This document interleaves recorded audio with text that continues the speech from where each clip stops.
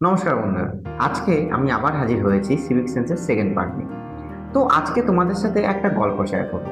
গল্পটা কোনো সিনেমা থেকে না, গল্পটা কোনো বই থেকেও না, গল্পটা আমাদের জীবনের বাস্তব অভিজ্ঞতা থেকে।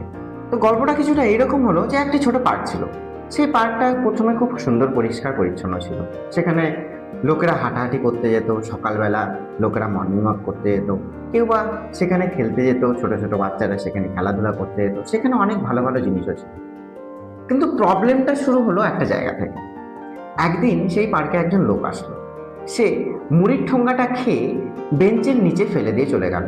হয়তো সেদিন তার তাড়াহুড়া ছিল, অথবা সে হয়তো ভাবলো যে সে টাকা দিয়ে টিকিট কেটে পার্কে ঢুকেছে, অতএব সেই পার্কটা পরিষ্কার দায়িত্ব তার নয়, সেই দায়িত্বটা পার্ক কর্তৃপক্ষের। কিন্তু পরের দিন আরো একজন লোক আসলো। সে দেখলো যে বেঞ্চের নিচে আগে থেকেই একটা মুড়ির ঠোঙ্গা পড়ে আছে, অতএব সেও একটি চিপসের প্যাকেট সেইখানে ফেলে দিয়ে চলে গেল। তারপর আরেকজন, তারপর আরেকজন। কিছুদিন পরে পার্কের এখানে সেখানে প্লাস্টিকের প্যাকেট, বেঞ্চের উপরে নাম লেখা, দেওয়ালে থুতুর দাগ, দেওয়ালে এখানে ওখানে নাম লেখা। তাহলে প্রশ্ন হচ্ছে এইখানে যে এই নতুন পার্কটি নষ্ট করলো কে? নষ্ট করলো সাফাইওয়ালা, নষ্ট করলো মিউনিসিপ্যালিটি, নাকি নষ্ট করলো সরকার, নাকি নষ্ট করলাম আমরা নিজেরাই? সিভিক সেন্সের প্রবলেমটা এইখানে। আমরা পাবলিক প্রপার্টিকে নিজের প্রপার্টি বলে মনে করি না। এখানে যদি এটা পার্কের জায়গায় আমাদের নিজেদের ড্রয়িং রুম হতো, তাহলে কি আমরা একইভাবে সেইখানে প্লাস্টিকের প্যাকেট এবং মুড়ির ঠোঙ্গা ফেলে রাখতে পারতাম? নিশ্চয়ই পারতাম না। তাহলে পার্থক্যটা কোথায়? তাহলে পার্থক্যটা জায়গায় নয়, পার্থক্যটা হলো আমাদের মনে। আমাদেরকে ভাবতে হবে যে সেই পার্কটা আমাদের।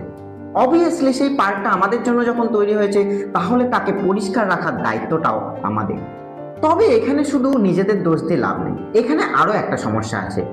এমন এমন কিছু মানুষজন আছে যারা হয়তো বা ডিসিপ্লিন ফলো করতে চায়, তারা হয়তো সেই নোংরা প্যাকেটটা অথবা মুড়ির ঠোঙ্গাটা ডাস্টবিনে ফেলতে চায়, কিন্তু প্রবলেমটা হলো তারা নির্দিষ্ট জায়গায় নির্দিষ্ট সময় সেই ডাস্টবিনটাকে খুঁজে পায় না।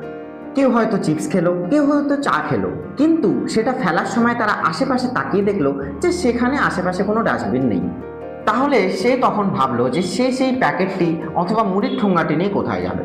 তাই যে সমস্ত দোকানে মানুষেরা দাঁড়িয়ে খায়, যে সমস্ত দোকানে খাবার বিক্রি হয়, সেই সমস্ত দোকানগুলোতে একটা করে ডাস্টবিন থাকা খুবই প্রয়োজন। প্রতিটা চায়ের দোকানে, প্রতিটা ফাস্টফুডের দোকানে এবং প্রতিটা ফুচকার দোকানে যদি একটা করে ডাস্টবিন থাকে, তাহলে যে সমস্ত মানুষেরা ডাস্টবিনে নোংরা ফেলতে আগ্রহী, তারা অন্তত সেই নোংরাটা ফেলার জায়গাটুকু খুঁজে পাবে। কারণ পরিষ্কার শহর বা গ্রাম শুধু সরকারের দায়িত্ব নয়, এই দায়িত্বটা আমাদের, আপনাদের এবং সমস্ত ব্যবসায়ীদের। দেশটা নোংরা হয়ে যাচ্ছে, মানুষজনেদের কোনো ডিসিপ্লিন নেই।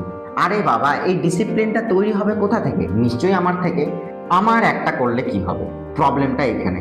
এভাবে আমার মতন যদি 100 জন ভাবে আমার একা করলে কি হবে, তাহলে 100টা আলাদা আলাদা সমস্যা তৈরি হবে। পাবলিক প্রপার্টি নষ্ট করা মানে শুধু বেঞ্চ ভাঙা নয়, পাবলিক প্রপার্টি নষ্ট করা মানে দেওয়ালে শুধু থুতু ফেলা নয়, পাবলিক প্রপার্টি নষ্ট করা মানে আমাদের নিজের জায়গা এবং নিজেদের ভবিষ্যৎ নষ্ট করা। আচ্ছা, সেই পার্কের গল্পটায় ফিরে আসি। যদি সেই পার্কে ছোট ছোট ছেলেরা খেলাধুলা করতো, সেখানে যদি দেখতো আমি নোংরা খেয়ে পার্কের ঘাসের উপরে নোংরাটাকে ফেলে দিলাম, তাহলে সেই ছোট ছোট বাচ্চারা আমাদের দেখে কি শিখলো? তারা এটাই শিখলো যে পাবলিক প্রপার্টিকে হয়তো এভাবে ইগনোর করা যায়। কিন্তু তারা যদি দেখতো যে আমরা সেই নোংরাটাকে তুলে একটা নির্দিষ্ট জায়গায় একটা নির্দিষ্ট ডাস্টবিনে ফেলছি, তাহলে তারা আমাদের দেখে কি শিখতো? তাহলে তারা আমাদের দেখে সেই শিক্ষাটাই পেত। সিভিক সেন্স কোনো বই থেকে আসে না, সিভিক সেন্স আসে উদাহরণ থেকে। তাই আমাদের দায়িত্ব নিজেদের উদাহরণ নিজেদেরকে তৈরি করা। পাবলিক প্রপার্টি কারো একার জায়গা নয়, পাবলিক প্রপার্টি আমাদের সবার। তাহলে সেই পাবলিক প্রপার্টিটা অবশ্যই আমার নিজেরও। তাহলে আমার দায়িত্ব সেই জায়গাটাকে রক্ষা করা এবং আমাদের নেক্সট প্রজন্মকে শেখানো, যাতে পাবলিক প্রপার্টিকে আমরা সম্মান করতে পারি। আজ থেকে আমি এই গল্পের ভিলেন হব না, আমি হব সেই মানুষটা যে ছোট ছোট উদাহরণ দেয়। কিন্তু প্রশ্নটা হলো, তুমি কোনটা হতে চাও? প্রশ্নটা নিজের মনকে করো, নিজের বিবেককে করো। পরের এপিসোডে কথা হবে রাস্তা নিয়ে, যেখানে 1 সেকেন্ডের ভুল শুধু নিজের জীবনকে নয়, বিপদে ফেলতে পারে অন্যের জীবনকেও। অতএব আজকের মতন এইখানেই শেষ করছি। দেখা হচ্ছে পরের নেক্সট এবং ফাইনাল এপিসোডে। আর আগের ভিডিওতে যারা যারা এত ভালোবাসা এবং এত সাপোর্ট দিয়েছো, তাদেরকে অনেক অনেক ধন্যবাদ। এভাবেই পাশে থাকো, যাতে আমি এভাবে একটু অ্যাওয়ারনেস ছড়াতে পারি। ধন্যবাদ।